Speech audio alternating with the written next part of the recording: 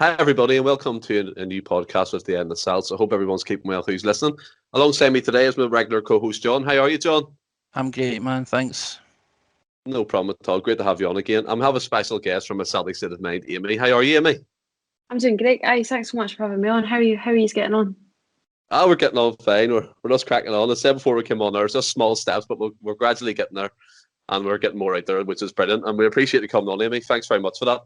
No, thank you so much for having us. It's always good to get on other ones. Just let an even larger audience hear my dulcet tones. So more than happy with that. So that's brilliant. Before we crack on to the topics that we're going to talk about, I just want to touch upon quickly. We've seen young Stephen Wells signed a new 4-year contract, and anyone who listens to our podcast on a regular basis knows that me, especially, I'm a big fan of the youth getting the chance, and Stephen Wells has definitely took that with both hands. And we always say he did get his chance by accident, but he's took it and he's ran with it, and he's probably up there with our two mainstays at the moment at centre back. But Amy, what do you think of that news coming out? It's a bit of good news for once, isn't it?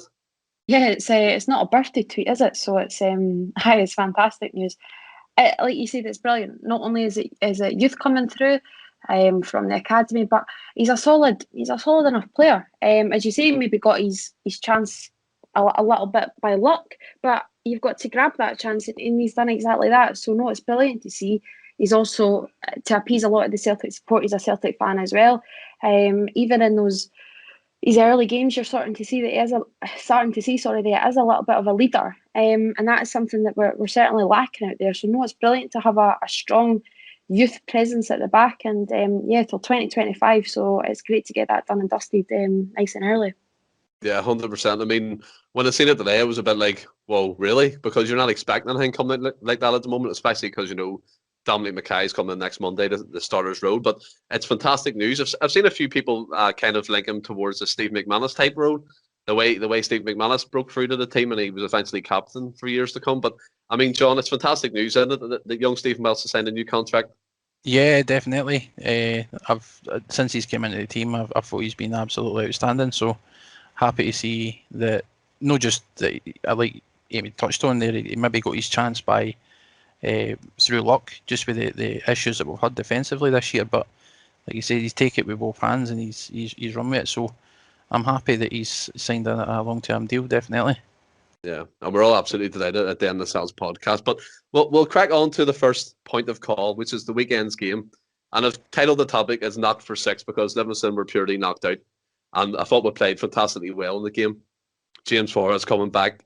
I mean, he's made a big difference. I was one of the people before that used to be kind of critical of him, but I mean, you can't really argue with his numbers and assists and his contributions to the team, especially that we've missed him. I mean, the whole season really, and he's been a big miss. And then they've got Moyle Lucy come back on the form. What did you think of that game, Amy? I'll come to you first for that one. Yeah, no, as you said, I thought it was probably one of the most complete performances we've seen in a while. And it was a performance that's probably broke the mould of recent times as well. Everything just sort of clicked into shape. I thought that Livingston went up to scratch, to be honest. I think we probably expected to have a little bit of a tougher task considering the kind of opposition they've been recently for us. But no, I was extremely impressed by their performance. I thought Forrest was great. I thought Eddie done a lot of work off the ball. Turnbull again and Moyle Lucy. So as you said, every goal I think there was a little bit of something special, and it was just a really great team performance, I feel. Yeah, 100%. I think you rightly come across David Turnbull there because he's been an absolute bright spark this season anyway. From what we can actually kind of, do you know what I mean? It's almost like you look at Turnbull, you look at Forrest coming back, and it's almost going, if we had these players fit and firing earlier, no, Turnbull didn't really get his chance at Christmas, and Forrest was unfortunately injured. Do you think the season, John, could have turned out any differently, or is that just clutching at straws?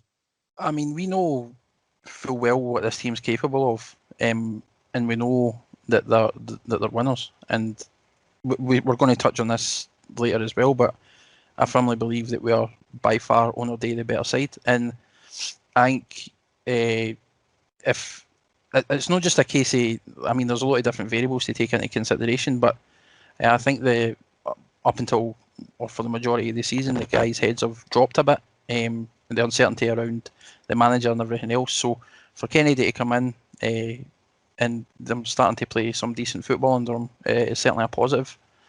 And I thought it was a great game. So did I. It was kind of a throwback to the way we should be playing.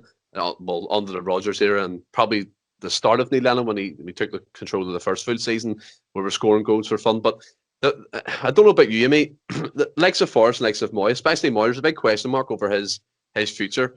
Do you think, going by the recent performances, I know a lot of people say he's been inconsistent, and I've been one of them people. I think he's very inconsistent, and you get a run of 2 or 3 games where he's fantastic. I mean, I think it's something along the lines of 17 goals, 7 assists at the moment this season, and he's our second top goal scorer.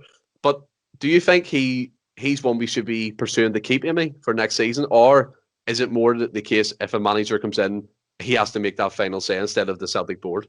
I think it's probably going to be 2 different answers from that. So personally, I would sign him in a heartbeat. I really would. I think recent performances have certainly just shown that even more. I've sort of always been in his corner a little bit, and I thought that there's always a player in there, and perhaps maybe just a little bit of security, knowing where his future lies would certainly help. But at the end of the day, you don't want to be spending money on a player that a manager wouldn't want.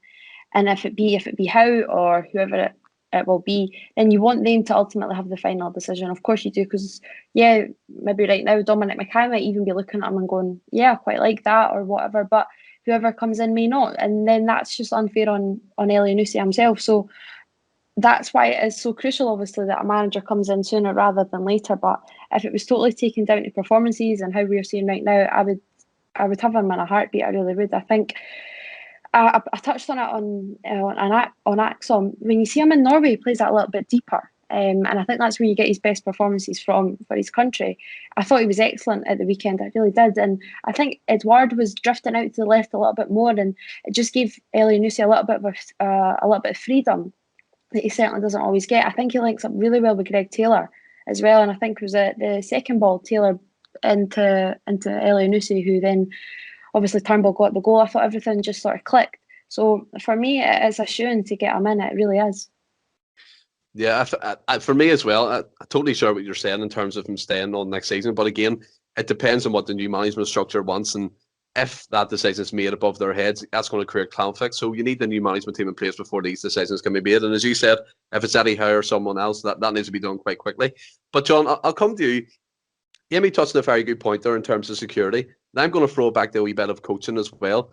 What has John Kennedy brought that's different? Because we've seen before that game, the 6-0 game, we had something like 102 shots on goal, only scored 5, but the shots on goal are coming, and that was the doing was coming. The 6-0 was Livingston got. But what do you think is the main difference that we're seeing? I personally, up until yesterday, didn't really see too much difference. I'm not going to say that they've been playing amazing, they've been free-flowing and passing the ball, 1-2 touch football, but that game against Livingston, there was a big difference, wasn't there? No, definitely. I think for most of the season, though, it's been the same story. It's a case of Celtic have dominated possession. We're getting shots on target. We're just not being clinical enough in the final third when it comes to finishing. I think Kennedy made some tactical changes as well against Livingston that evidently made a big improvement. And Forrest being back was obviously key to that. And I think it's just there's been a wee bit of a lift with everybody as well. And you could see them playing a wee bit more confidently. And it just, everything, just like you say, it just seemed to click. And it's sadly what we've been missing all year. But just to touch on the thing with Moy, I think, much like Amy said there as well, it's a double-edged sword day. So I definitely would like to see him stay at the club. And I'm sure any manager coming into the club would like a player like that in the squad. Because you need the best possible base available to you. And it's just another person we'd need to replace. So I think having him in the team would certainly be an upside, because we can all see how talented he is and how good a footballer he is, and the fact he's scored as many goals as he has with limited starts as well shows his quality.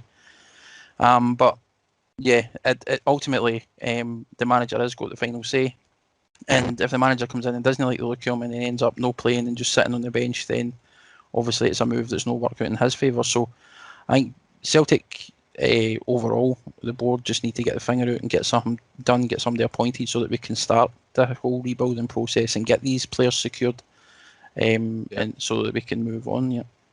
Another thing I've noticed as well, James Forrest, when he's come back in the team, I said in the previous podcast, it looked like John Kennedy was kind of shoehorning him into the number 10 position when he came on as a sub for his first game back, I think it was, and was pretty vocal about that. But what I did notice, James Forrest has developed a lot of football intelligence. I mean, he's popping up on the left, he's popped up on the centre, and he's coming out on the right-hand side where he's more natural. But is that him doing that, or do you think that's the coaching telling him to do that, Amy? Do you think there's a big difference in what we've seen with Neil Lennon and John Kennedy in charge? I've come back to a point where I've seen the game as well. The camera panned to the sidelines, and John Kennedy, Gavin Strachan, and Stephen McManus were all giving instructions to players, and they all seem to be listening, taking everything on board. But it didn't seem like that under Neil Lennon. What do you think the major difference is there, Amy? Yeah, you're spot on. The interaction certainly seems to be there. I think there was plenty of meme made out of it. You'd look at them with their legs crossed, arm crossed, sitting back in that seat like they didn't want to be there under Lennon. So it's fantastic to see them right on that touchline and like you say, integrating and interacting with the players. I don't know with Forrest. I think he's always been there. Obviously, he's about 29 now, isn't he? He's no longer the kid, no matter how much he looks it. So of course that footballing brain is going to develop and improve. And I think just before that injury, he really was getting shafted quite a lot out onto the left, and he was doing okay. He really was doing okay. I think he was having to play out of position. I'm trying to think who was then playing on the right. I can't remember why we were shoehorning him over there, but there was definitely a reason we were. And he would certainly manage to get a performance in. So it's great to see, but as I've said, he's one of the older heads now, so he does have to be reading the game that little bit better. But even for that first goal, it was a great ball from Edouard, but the run from Forrest and the first touch, the actual finish probably isn't one of his best. He's scuppered it a little bit, but that first touch that's no fluke. He's meant that. And that's what we have been missing, that little bit of intelligence that whoever's tried to fulfill that void of Forrest has just not been able to do. And it's just been so huge this season. You guys touched on it earlier. It's not been mentioned enough, actually. I think at the start of the season, everybody was sort of, when things were going wrong, it was going straight to the goalkeeper. Oh, we've not got Fraser Foster, and it's Barca's fault or Bain's fault. Nobody really mentioned, though, wow, we're missing such an asset up front, because he's just always been the whipping boy Forrest. And, it just goes to show that how big an influence he has had in these last few years. Maybe when Sinclair's been getting the attention on Edouard or Dembele, he's been doing all that dragging work on the right-hand side, and it's just shown when it's taken away. It's that cliche, you never really know how good something is until you don't have it. Yeah, 100%. Another thing as well that I noticed as well, John, I don't know about you, there seems to be, as Amy rightly said, there seems to be a lot more running behind, because what we were screaming at before in previous games, all the players seem to be coming towards the ball, but now you've got Turnbull breaking the lines, you've got Christie when he's on breaking the lines, you've got Forrest doing that. Is that another big factor into why we actually won that 6-0 game instead of tippy-tappy football in front of the defence? I thought some of the combination football was fantastic. As Amy rightly said, the Edouard and Forrest link up for the first goal was unbelievable. And that's, for me, what we've been missing all season, that penetrative run to get in behind our defenders and turn them. Because every other game you see, and the opposition team are sitting back and they're hitting the ball long up to our defence. Something happens and then they score from a miracle. That's been a common symptom of this season. But do you think seeing that they're running behind is just it's just a good way to see Celtic playing the game towards the end of the season? I know there's nothing really to play for apart from the Scottish Cup, but yeah, what's your opinion on that?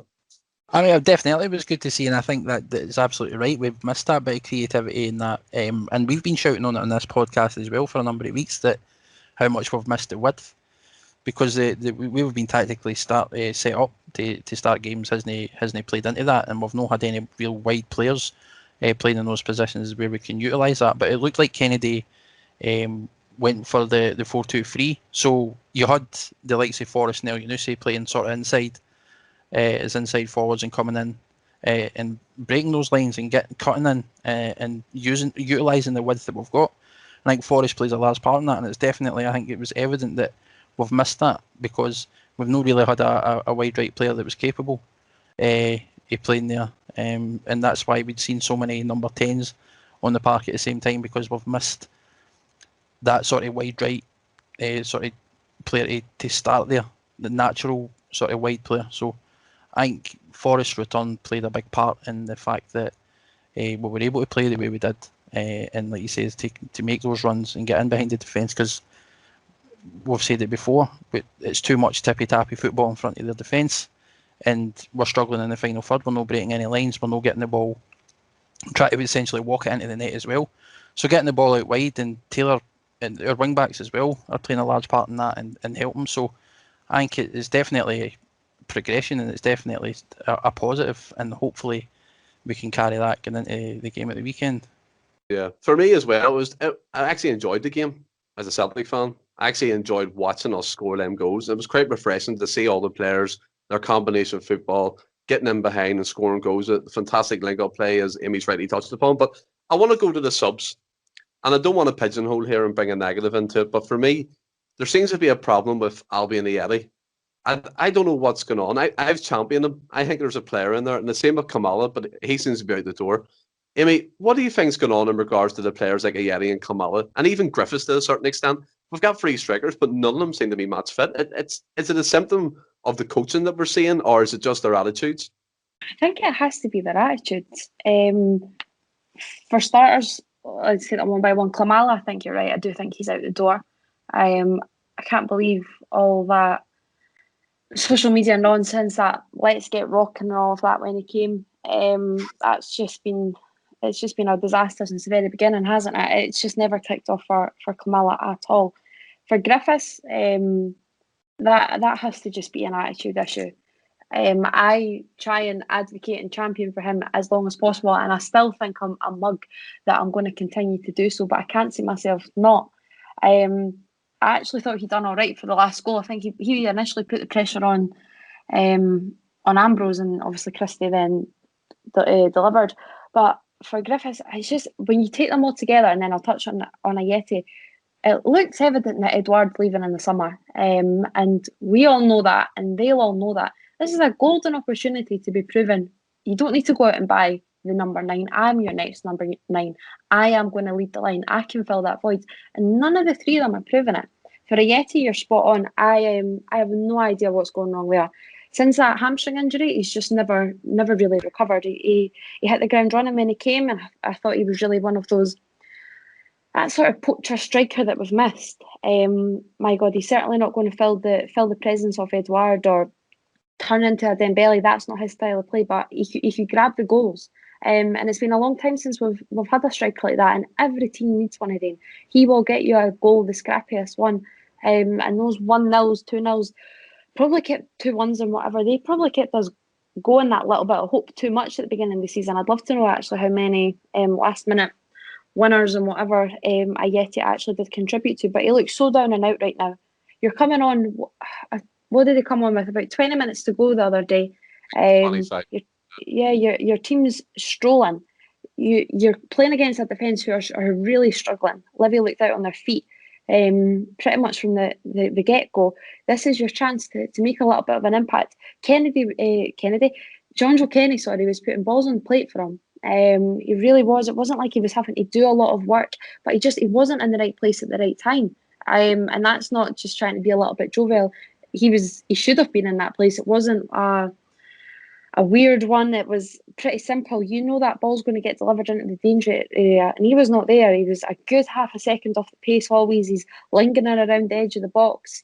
He's yet to really score a screamer, so don't be hanging about there, especially when you've just had, you've got Christie on the pitch, and you've got all these players on the pitch who do so well from that sort of range. Get in there. You're the striker, you're the forward, you're leading that line. Get in and around that 6-yard box. It's where he's most impactful as well. So there's something just not going right there. And obviously the whole thing is that obviously he came from West Ham. It never really worked down there, and he was trying to refine the form that he had at Basel. Well, he's certainly not done it here. And it's disappointing. It certainly is. I think of all people, Frank McAvenny's came out in the last few days, and it's just like, I can't believe his attitude, and he's just not really there as a forward. He's not thinking like a forward, and that's worrying. That's concerning.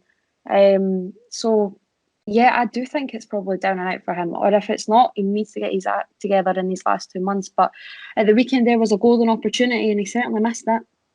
Yeah, I mean, do you remember that game Stuck in the Mud when it used to be tipped and he had to stand still? It looks like to me that he's running in mud. He just seems so lethargic. He looks so disinterested. And you're right to allude to as well, Amy. I think he scored 5 or 6 goals for Celtic, and most of them have been tap ins from 5 yards. And when he was doing that, we all thought he'd be a cracking player because, as you said, every team needs that poacher. Every team needs that striker you can rely on to score one goal like that if it's a dirty win, 1-0 or 2-0. But, John, I'm going to throw something in here. Like, you look at the free strikers, Kamala, Ajeti, and Griffiths, right? And a lot of people saying it's attitude. Me, myself, personally, that's the camp I'm on. I think it's an attitude problem now rather than fitness. And what I'm looking at, you've got Odsonne Edouard, right? And he's nailed on to start every week, no matter what. Even if he has a slight knock, you know he's going to be playing. Do you think it's a case maybe they've got it in their heads and they're like, what's the point of even trying if Edouard's fit and available? He's going to be the main man. But to counter it, a professional footballer getting paid big wages should be motivated all the time, especially playing for a club like Celtic Football Club. But you see these modern day footballers that throw the heads up when they're not given chances, but it's almost like they expect to be given the chance instead of earning it, if you know what I mean, John? Yeah. I mean, again, that comes back to their attitude, and I think that if that's the sort of mentality that they've got, then they don't need to be at the club. And I don't agree with this whole thing that players are thinking, oh, because Edouard's maybe starting or he's a shoe-in to start, then why bother trying? Because essentially you need to fight for your place, and it's the same for every position throughout the team. And like he says, with Edouard leaving, it's like this is your opportunity to sort of state your claim and let anybody coming in know that you're the guy. And it's an opportunity for you to get regular football. And if they've came to Celtic to try and kickstart their career, as Amy alluded to there with Ajeti, it wasn't working for him down south. He's came up here maybe looking for a bit to find his form again, kickstart his career. You're not going to do that if you're not trying, and ultimately you're going to end up at some lower league team because you're not putting in performances and you're not attracting interest for anybody else either. So I can't imagine why any modern day footballer isn't putting 100% into everything that they're doing, both in training and on the pitch.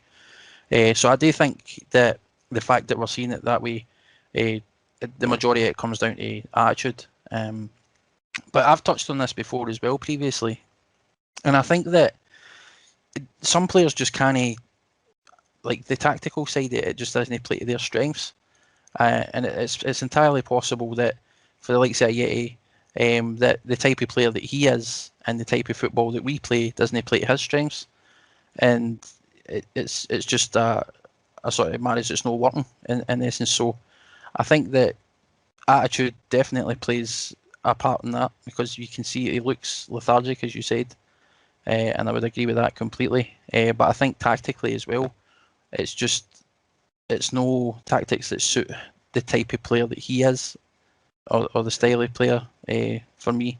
And I think tactics plays a large part in a lot of these guys, and you see it we had this argument previously as well. You see it at international level. Some players are phenomenal at club level, then they go away and they're an entirely different setup with different players and they just can't perform. And I think that you either are able to adjust and have the attitude and the mentality to work on it and put yourself in a position where you can adapt, or you can't. And for me, Ajeti is just one of the players who's not been able to adapt, and I don't think it's a right fit for him up here. I mean, for me as well, John, just to counter what you said there about the tactics and stuff, the way I look at it is, why should a club who has a set way of playing at the moment, I mean, at the moment, yeah, the season's been a catastrophe, but Celtic do have a set way of playing in this time information and alternating between the 4-2-3-1.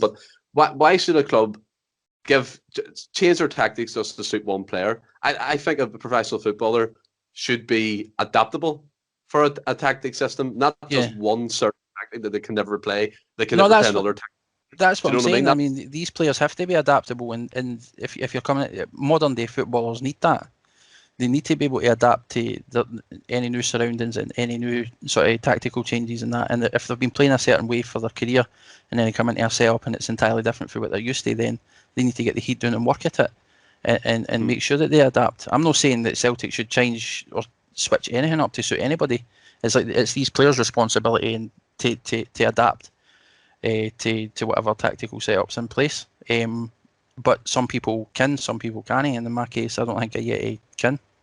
Yeah, no, that's 100%. And as well, another thing that baffles me, Moy El-Nusi and Albion Ajeti actually had a good partnership at Basel when they played together in the Switzerland League.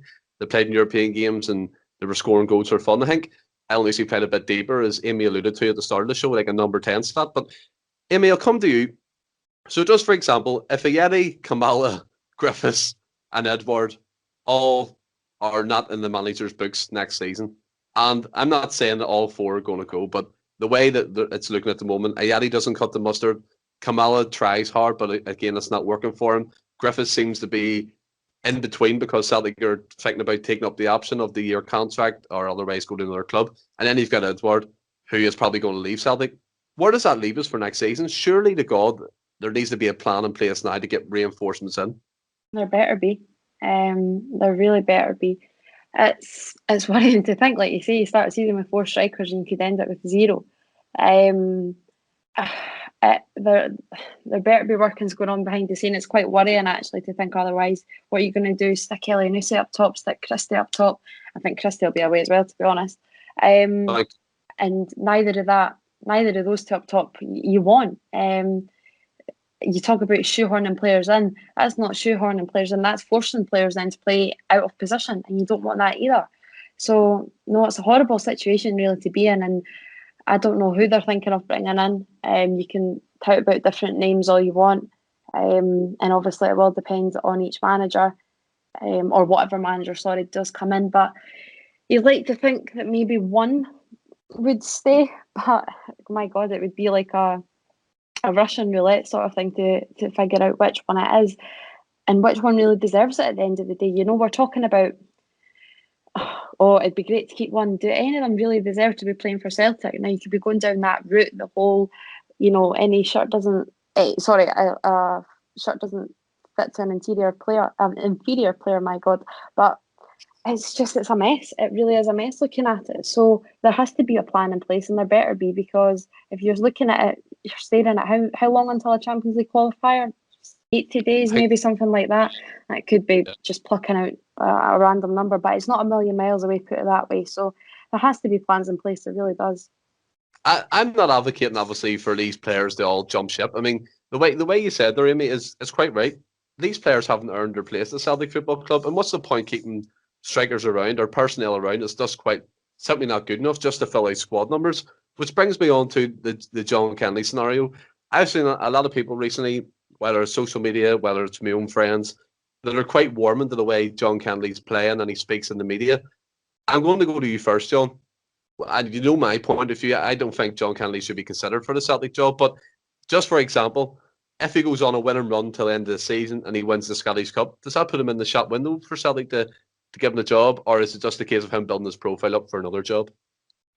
No. We said a number of weeks ago as well, when Kennedy was appointed, even if he went on to win the Scottish Cup, etc., that I still personally don't believe he should be in the job. How he speaks to the media, it isn't the makings of a manager. And I mean, it doesn't, performances aside, like, we've had one good game in all season really, and that was just recently against Livingston. And no disrespect to Livingston, but it's like he's yet to have a result against a bigger side. We need it. If he gets a result against Rangers this coming weekend, then it's like people are definitely going to be trying to put his name forward and say, oh, he's a man for the job, etc. And I don't think he is. I don't mind him being at Celtic in a coaching capacity. He obviously knows the club. He's been there all his life. But no, how well he speaks to the media shouldn't be something that we should be even remotely entertaining. And that's a man. Like, I just want a manager to come in and take over the role. A man manager who is tactically sound. I don't think Kennedy is. I don't think he's the right man for the job. And for me, regardless, we could put in 6-0 performances between now and the end of the Scottish Cup, win the Scottish Cup. I'm still not going to back him for manager.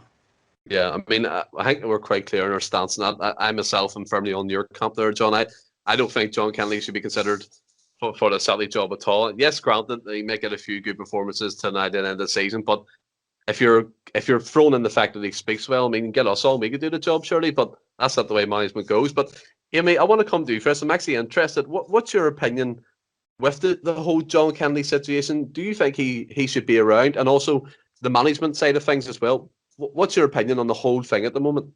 I don't think he should be around at all. I think he is and was part of the problem, as was Gavin Strachan for sure.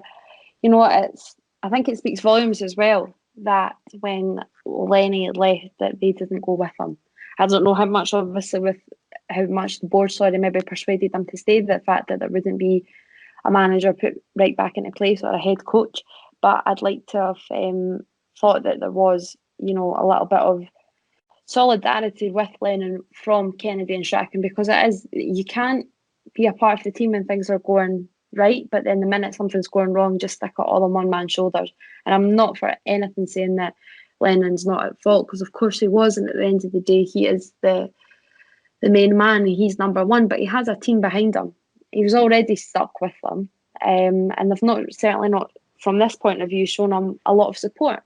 So I wouldn't be wanting Kennedy around, and I'm going to, once again, I think he's going to start, I need to start paying him to use this. I keep referring to Tony Haggerty's Celtic fans deserve a appointment, not a disappointment. And Kennedy would be a disappointment. Of course, as you guys have said, he is a Celtic guy through and through. My first game at Parkhead was actually his testimonial. So, you know, he bleeds the club, he really does. Again, as you've said, just because he speaks well to the media does not mean that he can be the Celtic manager. Even more so what John said, it's been one decent performance against Livingston, and as we said, it was not a Livingston who are flying high. It's not the Livingston of January. It's they're really suffering from post-cup final blues, and it was really actually kicking in before that. I think the original fairy tale honeymoon period de Martindale is well and truly gone now. So you're not hitting on a team that are riding high, like you say. But even then, even if you get a result against Rangers at the weekend, I'm still not on that bandwagon, and I don't think anything will make me on that bandwagon. As you guys have said, he can probably win everything, every game, Scottish Cup up until now, but it's just keeping things too similar. We're really looking for a rebuild here. Appointing Kennedy isn't a rebuild. It's slogging on, dragging on, and not really taking this opportunity for a clean slate. You know, it's going to be a new chief exec, a new club captain. It has to be ideally a new head coach. So I guess that's the second part, answer to your question. I don't really want a manager coming in. You don't want that just one dictatorship of probably what would have been Roy Keane. You're looking for that head coach role and a director of football or head of football operations, whatever title it's going to be. Obviously, each one is a little bit different. And again, I still don't really know which one I would prefer. I think director of football is probably the most well known, but then you look at football operations and you look at all these different things, that there is different terminology for a reason, because they do fulfill just slightly different roles. If it be a technical director, you know, you look at Fletcher down at Man United. But I think this is now is the time for a little bit of a shake up and a little bit of change. And of course, change is scary. And I appreciate I'm that little bit younger generation, and maybe it is a little bit naive, just wanting to go in all guns blazing into something new. And I can totally understand that there are others who are a little bit more skeptical about it and don't want to change too much, because if it all hits the fan, then it's one massive crisis. But I think you've got to take that risk, and you know, you think back to that Brendan Rodgers Green Brigade, let's go all in. The whole point was it's clear there's been no plan B. Obviously, plan A this season was win 10 and have a party. Obviously, that's not happened. But what was plan B? Because there's looking like there's nothing. Everything's really falling apart with the chief exec and with the club captain. So now it is looking like it is the time for a clean slate altogether, because there's not that B to rely on. So, you know, head coach, director of football, that's the direction that I would like to see the club going in. Obviously, I am still hopeful of how, no matter how much these people are saying that it's not going to happen, or till the summer at least. And obviously, I think we were all a little bit hopeful, maybe too hopeful, a bit eager that it was going to happen a little bit sooner rather than later. A few weeks ago, there were a few inklings that it was imminent, and that doesn't seem to be the case. But I do think the clean slate is due, and now's the time to do it. Yeah, I mean, just to come back to you as well, Amy, in regards to the management side of things, you would definitely wouldn't like our group chat, because I personally at the moment don't think Eddie Howe will be the Celtic manager, just my own personal reason. But I want him. He is my first choice, and a lot of people think I'd be a negative from the side up. But when you drag on these things, and especially being out in the media, and everyone can see it, it's in the public eye, and there's still nothing from any camp. Are you firmly on the Howe bus? And if you are, what makes you confident that he's going to take over? Because for me, there's been no concrete sign yet that he's coming to Celtic Football Club. No, there's not really been that concrete sign. I am still hopeful. I'm definitely still hopeful. I think that this is the sort of project he's after. He's, for the last near on 10 years, he's probably been touted as one of the most inspirational and aspiring and full of potential young managers out there. Right from the first time at Bournemouth, I think people forget, obviously it was 2 stints at Bournemouth. He's done a lot. He's been in every single division of English football and kept them in the Premier League, and that's the biggest thing. You can get to the Premier League, but staying in the Premier League for as long as Bournemouth did on their budget, that is one incredible achievement. It wasn't maybe the best move at Burnley, and by all means he's the first to kind of admit that. I think one of the biggest hindrances will be his family. But you'd like to think that maybe, that was maybe an issue a few years ago. COVID definitely changes things.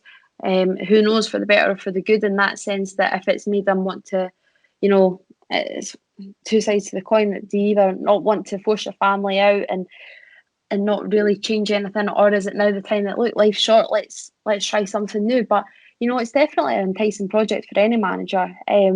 But certainly for that young, youthful manager who's looking to be something new, get back into the game, a bit of a project. You'll have seen what Rodgers done, how that's progressed Rodgers' career, and landed that big job at Leicester. And of course, that is where Howe is destined to be. He will be one of the top flight managers in England again, and of one of the top teams.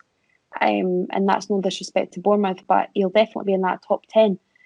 So, but this is a great project for him. It really is, and that's what it is. It's a project. It's something new. You're not coming into the old ways that you've seen maybe other managers in the past go, I didn't really like the look of it. There was things, not going right, or I wasn't really appealing by that. By all means, it's looking as much like a clean slate as you're possibly going to get. Dominic Mackay so far is doing everything right. Almost by keeping quiet, he's doing right. He's coming in that little bit quicker, which definitely means it makes him look eager, that he's wanting to learn from Lowell, because you can slate Peter Lowell for as long as you want, but there is a lot of good that he's done for the club, and there's a lot of good that he's still doing for the club, because at the end of the day, for him, it's a business. You can say if he's a fan or whatever it may be, but it is a business, and he has kept this business extremely well run in the toughest of times.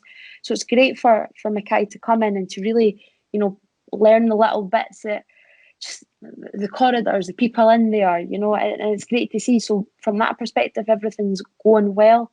I'm a little bit younger, and everything's just looking a little bit more positive. So for me, I can't really see why not for Howe. Of course, Howe would be great for us, but we're also going to be great for Howe. It is that stepping stone that ultimately wants to get back to that top flight in England, and this is the perfect stone to do it. And I know, people, especially obviously Celtic fans, don't like us to be known as a stepping stone sort of club, but that's what we are. You've got to. I'm 20. I've always sort of seen us as a stepping stone club. We're not the European giant that we used to be. We are a giant in Europe, absolutely, in European history, but we are not a European giant. We don't have the money for that. We don't have we have the stature, we have the history for that, but we don't have the finances and really the players to be a giant in Europe. So it's great I just think it's great for all camps. I really do.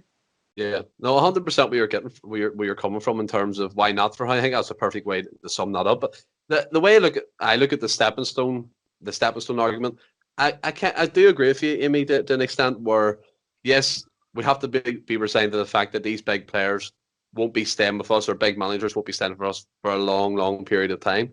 But again, Celtic do need to show that ambition to keep these players in place and a new management team for years to come. But just looking ahead to the game at the weekend against Rangers, the cup game, which was moved from the Saturday to the Sunday for, I don't know why, but yeah. What's your feeling, John, getting into this game? Are you confident of a result? And just to delve a wee bit into the side of the game, what are you expecting to see from Celtic as well? Yeah, I mean, I'm confident. I think we've got a great record against Rangers in the Scottish Cup. Not that really stands for anything, but I think the games we've played them this year, I think we've been the better team in two. But we're unfortunate that we lost a game through an own goal. And one of them, in the last game there, we were playing them off the park as well. We just, again, couldn't finish our dinner, really. So it was just, I'm thinking if we play more of the same and we play with a wee bit more confidence like we did against Livingston, we utilise the width. Hopefully Forrests, the knock that he took isn't going to keep him out of that game, and he comes back, he starts. That I reckon that we're in a perfect position to actually put a few by them. So I'm fairly confident. I think, like I said, if we stick to the sort of same sort of formation that we did against Livingston and play with that confidence and being a little bit more clinical in front of goal, then I think we'll beat them no bother. Because as I said earlier, and as Kennedy touched on as well, when on our day we know we're the better club and we know we're the better team, and I don't think that's up for debate. The Rangers have been lucky this year that we have been underperforming, and even at that we're still second in the league.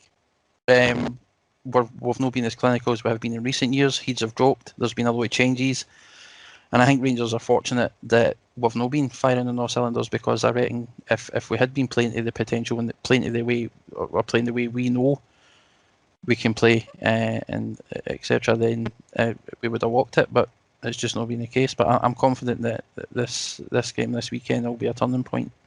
See, that's what I'm thinking as well in terms of the game. I want to believe that we can give them an absolute doing. I really do. But again, you link it back to the actual side. As you said, there was games where we were the better team and we couldn't finish our dinner. It seems to me there's a mental block this year against them, and we know, fine, rightly, you rightly touched upon, we are the better team. There's no question about that at all. But Amy, why do you think this season, and the games after Christmas, so to speak, why do you think there's been some sort of, just, I don't know what it is, it seems to be we can't score or we can't do anything right against them. There is periods of play that were fantastic and we look like we're on the ball and we look like we can score bar loads of goals, but it never really turns out that way. And I'm looking at it as the way John is. We are the better team on our day. Surely that shouldn't be a question in terms of getting into this game. If we're on the day, if we're playing our A game, we should win easily. Is that the way you're thinking about this? I'm going to bring the tone right down. I don't. I totally agree with you guys that we've, as John's touched upon, we've really underperformed this year. There's no denying that.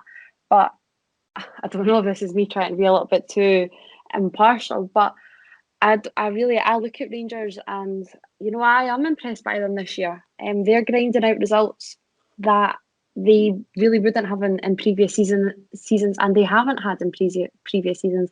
Everybody talks about that January dip. That's not happened this year, and that's not happened this year for a reason. They had that mentality and that champions mentality. And at the end of the day, I think Kennedy's comments are a funny one. I really do. I think maybe that's him trying to get on side with the fans. Are we the better team? Right now, I really don't know. Edouard's not quite firing the way that you'd like him to be. We are at a makeshift defence still, really. I don't think that we're the strongest there. And at the end of the day, every single time the best team wins the league, it's consistency. You're still looking at a Rangers side that are going unbeaten in the league. And that's what I'm talking about. They have upped their game. Of course, our game has considerably dropped, but I totally I disagree with John that if we were firing on all cylinders, we'd have strolled this. We certainly wouldn't have strolled that, I don't feel. It'd have been nice to see it a little bit more competitive, and I could see it probably emulating when we stopped Rangers 10. But I'm certainly not holding that same amount of confidence. Yeah, it's been one great result against Livy, but I'm not filled with a lot. I watch Rangers, I look at Rangers. I think that they're really set up well. Even, they're playing without Tavernier, who we've arguably been for years saying, right, he's that sort of link. He's that quality deliverer. Obviously not defensively. I still really doubt his capabilities in defence, but going forward, you cannot deny the balls that he puts on the plate for their forwards. But even without them, he's not really without him. Sorry, he's not struggled. I look at Glenn Kamara. I think he's a really, really classy player. Alan McGregor in goals, of course, has literally saved them on so many occasions. That's not just this season or just in the league, it's in Europe. It's outstanding. And that's another thing you need to look at. Look at their European run this year. I'd like to find a Celtic fan that wouldn't bite off some of the results that Rangers have pulled off. Yeah, they were definitely lucky, especially in the group stage, playing a lot of COVID depleted squads, but they turned out at the end of the day. Obviously, it didn't finish the way they wanted, but they put in some fantastic performances, and you can't really take that away from them. So I think it's going to be a really, really interesting game at the weekend. I think definitely it's great that we're coming in on the back at a 6-0 victory. It's fantastic. It rifles the fans up a little bit. Kennedy's coming out with a little bit of fight, and that is great to see. And that's what you want. But I really don't share the same confidence as you guys. Maybe after this pod, I'll come off a little bit more hopeful. I mean, I'm actually happy, Amy, that there's a disagreement, and finally, no one called me out. It was straight to John, because usually on the podcast, I'm the one who gets it thick. But I 100% get where you're coming from in terms of the way they're playing. I think a big major difference this year, they've been better coached than Celtic. That's plain and simple. I think we have the better players on paper, but again, what you rightly said, players don't win you football matches. It's the way your tactics are set up, the way you're coached, the way you're drilled. And European football points to that as well. We've failed at European football for years now. And you look across the city and they're making it to knockout stages and they're getting quite far, finishing top of the group. I know we've done last season, but our European form this season has been absolutely abysmal. John, what's your response back to Amy in terms of what she said to you there? I mean, I can see where she's coming from. She definitely made some good points. But I think what Kennedy's trying not to take Kennedy's comments out of context. He did say on our day. No, because we haven't been the better team this year. Absolutely not. And the league table's a reflection of that. But as I said, even while we were going through some of our worst patches, we've played them twice. We've played them off the park twice. We had an unfortunate own goal. That we lost 3 points. And like I said, the last game there that we played them a couple of weeks ago, again, we played them off the park. We just couldn't score. We couldn't get a result. And that comes down to, like Amy said as well, McGregor's been phenomenal for them this year. But in saying that, they have also scraped results. I don't think they've been performing overwhelmingly better than or as good as people are making out that they have. A lot of the results have been scrapes. I think, and you can say it's a conspiracy or whatever you want to call it, but they've had a lot of calls in their favour and a lack of calls against them. I think that, like you said, on paper, I think we know we're the better team, because by and large, this is the same, more or less the same players we've had in recent seasons, and they know how to win, and we know how good they are. We've just been underperforming this year, and it's unfortunate, because I still firmly believe that on our day, when they are playing to their capabilities, we are by far a better team. And my confidence coming into this game is not necessarily just off the back of the fact that we just got Livingston, but more down to the fact that we've played them twice already this year, where we've played them off the park completely. One game they never even registered a shot against us, although they did do that to us at the start of the season. But like I said, that was when we weren't particularly performing well, and we were struggling, and we've still done that. And I think that we'll step up against them, and we're going into this game with a wee bit more confidence, and we look a wee bit better. And we've got players back that we didn't have previously. We're setting up differently, and we just look a wee bit more tactically sound set up for coming into that. So yeah, I think, Amy, you made fantastic points, definitely, and I would love to have had a European run like they did, and I'll tip my hat to them for that. But I don't think they've been outstanding this year. I think they've been extremely lucky, and I think a lot of that plays into the fact that they've not had any challenge for us.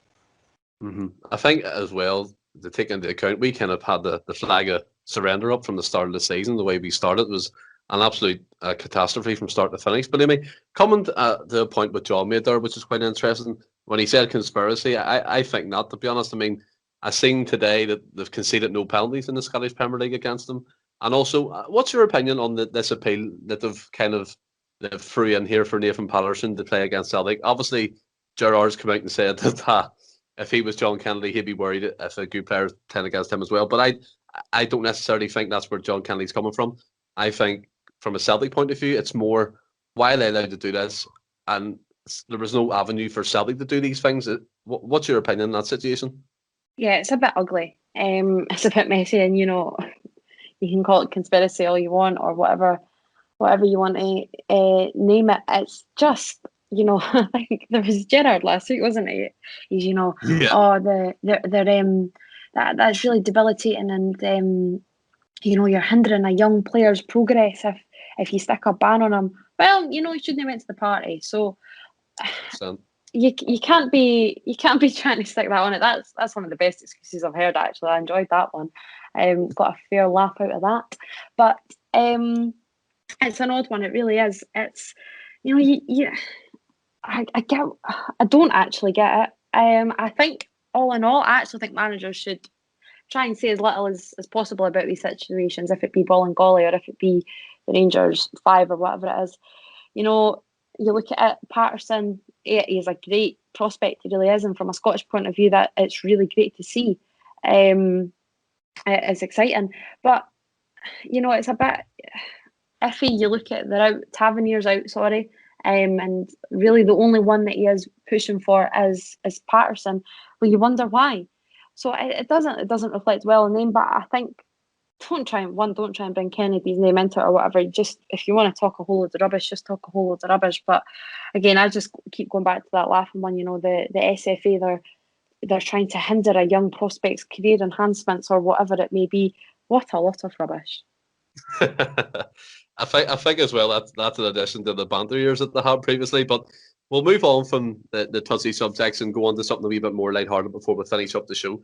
I think we've covered a lot of topics there and a lot of great points made by both John and Amy and myself too. But going on to some of our favourite cup moments, I'll go to Amy first as the guest. What sticks out for your mind in terms of Celtic Scottish Cup moments that you've just thought, wow, or is this something you've just enjoyed watching? What kind of game? Didn't even have to be a final, but what game sticks out for you? So obviously, I think the Invincible, that's obviously the first one that comes to mind. That the Rogic goal's just, that's ingrained in the mind forever. It really is. That's just stunning. But I think that's a little bit too obvious. I think for me, probably the first one when I think of Scottish Cup is it's probably the Shame game. It was a midweek game in the dark at Parkhead under the lights that should just never happen. How stupid. But it's well known that I was a huge fan of Mark Wilson growing up.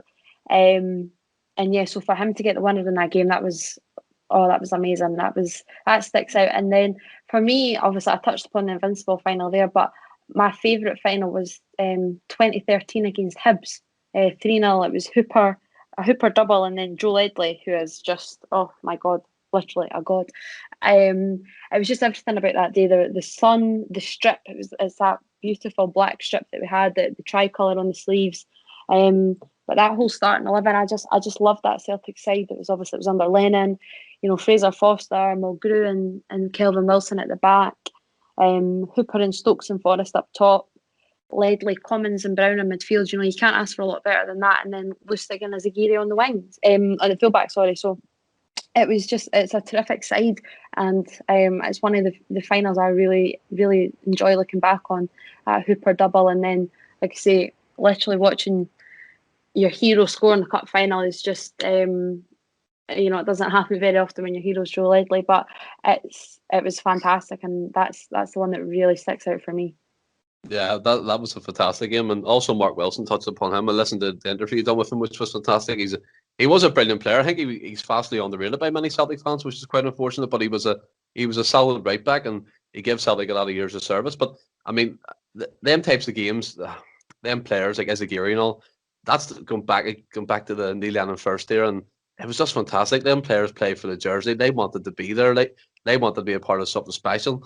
And you seen them days when we won them trophies. It meant so much, and it's just unfortunate again. You come back to this season, and it just seems to mean so little to some of these players. But John, I'll go to yourself.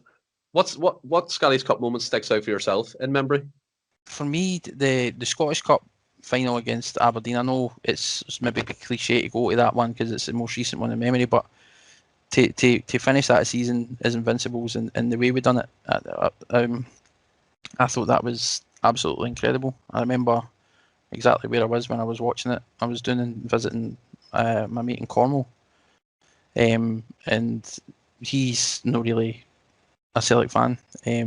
He supports Leeds, but I was watching the game at his house, and I don't think he understood the magnitude of it and why it was so important. And I pretty much stood in front of his TV the entire 90 minutes. And I think I done laps his street after Rocket scored. I didn't even see the end of the game. I was outside celebrating. So I thought it was just that sticks out for me just because I remember it so vividly. But I think I'll go a wee bit left field and just say, in terms of Scottish Cup, I'm going to move away for Celtic, and I'm going to go back. If you remember, when it was Hibs put Rangers out in the final.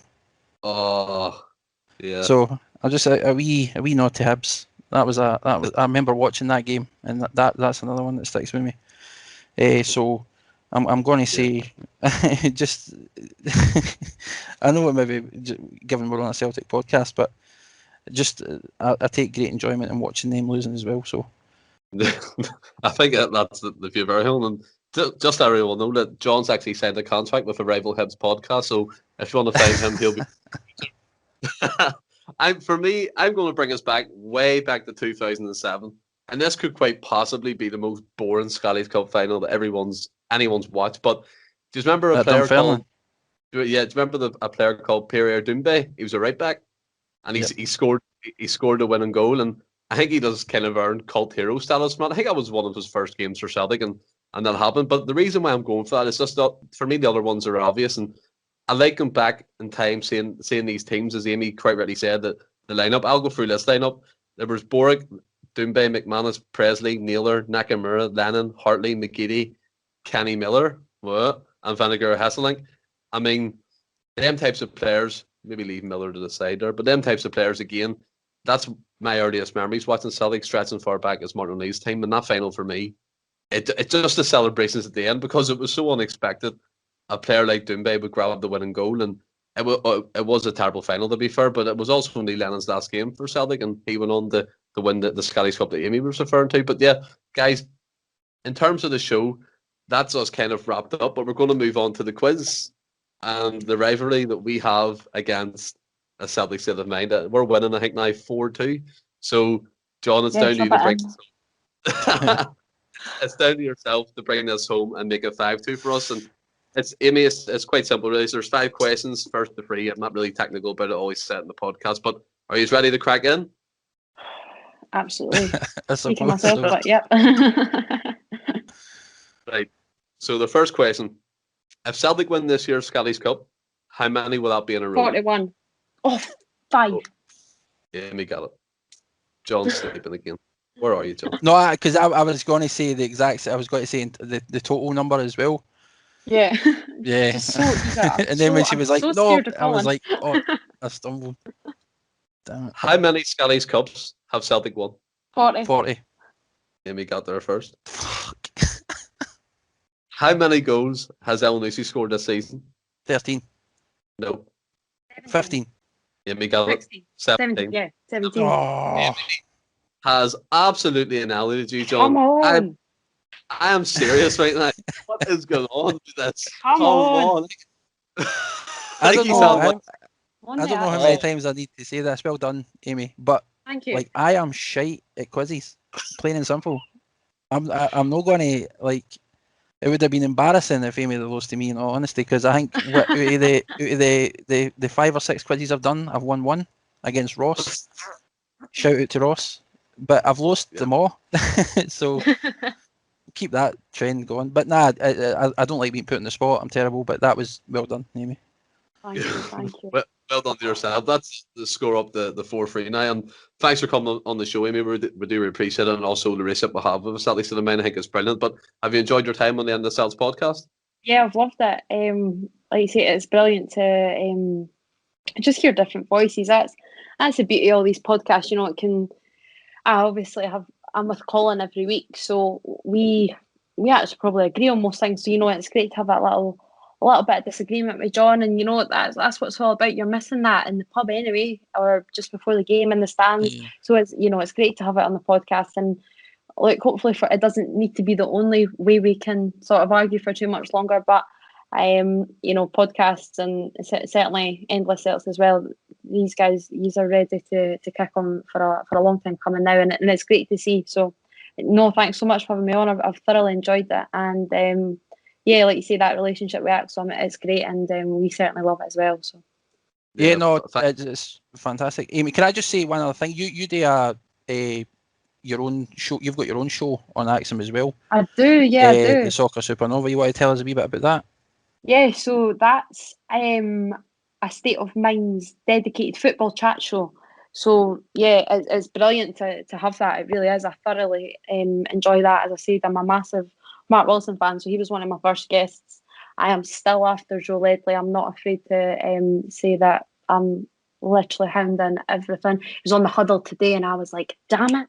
But hey, I'll get him on one day. He's back down south. Well, he's in Wales now. So the minute he was on that flight, I was like, fantastic. This is we'll get him in. But it's I'm thoroughly enjoying it, and it's brilliant to, it's not just Celtic players. So it's to a wide audience, and obviously I'm a journalism student as well. So you don't just want to. I've got no problem obviously showing that I'm a Celtic fan, and that's where my loyalties lie. But it's great to be able to have that opportunity as well to show that it's not just all about Celtic, and you can hear stories from anyone and everyone, because there are some absolutely terrific blokes out there that don't really get all the plaudits they maybe deserve. You look at punditry even, and it's the same sort of guys rolled out all the time. There's some terrific ex-pros out there who are dying to have any sort of chance to really express their stories, or have a chance at the commentary, the punditry, or anything like that. And it's brilliant that they get a bit of a platform as well. And hearing some of the stories it's brilliant. And just sit back and listen and get a front row seat. So it's class. Yeah, it's brilliant. Yeah, no, it's been fantastic, because I don't know about the other guys as well, but I've obviously tuned into a few of them as well. And like you says, just taking a step away from Celtic, but getting a bit of background and a wee bit of history with these other guys, I think is really, really interesting. So yeah, keep up the good work, and if anybody listening, obviously go over to the State of Mind channel and check out Soccer Supernova as well if you get a chance. Perfect. Cheers, guys. Appreciate that. And as well, just before we go, I shout out to Patrick McNally. We just done an interview with him in regards to youth football at Celtic. He's a young Irishman like myself who got to move to Celtic, his boyhood club. And it's a quite interesting interview. It's on the podcast at the moment. So if you have a chance, or anyone has a chance who's listening, have a wee look at that. It's brilliant in depth. And we're also going to be sitting down with a Celtic first team player who used to play, got a few, I think it was 10 games in total, but he's played for the likes of Blackpool, Dunfermline and Rafe Rovers. We're getting John Hurrinan. So that's another interview to look out for. And it's going to be fantastic when we're going to talk about all the pressure to Celtic and stuff. So, I mean, as a page, as End of the Celts podcast, we're growing week on week, and it's thanks to you guys as well, Sally Said of Mine, for helping us along that journey. And I hope we get you on in the future again, Amy. And I mean, John's echoed it, but congratulations on your show. Soccer Supernova. It's a fantastic show. The Mark Wilson interview. No, that's no problem. So, and John, thanks for coming on again as my co-host, and you'll be on again with me. And until Friday, our regular podcast, stay well and keep safe. Hail, hail.